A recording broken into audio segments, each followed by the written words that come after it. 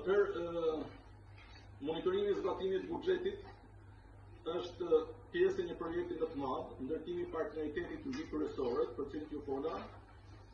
dhe zhvillohet nga konsorciumi I 4 organizatave që janë Qendra për Transparencën e Informimin e Lirë,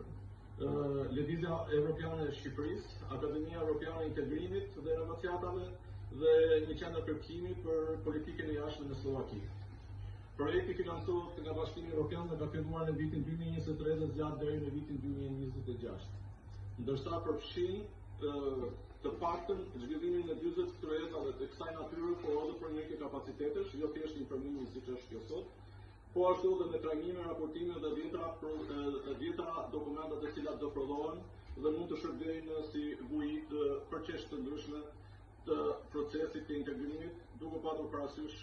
pikërisht kapitujt 23-24. Pse monitorohet buxheti në sistemin e drejtësisë? Buxheti është një mjet I fuqishëm për të monitoruar institucionet e drejtësisë, kështu që shoqëria civile dhe publiku mund të mbajnë atë përgjegjës, duke I mbajtur syt të paratë të alokuara në fushë të ndryshme, ose nga mënyra se si përdoren paratë e alokuara në sistem.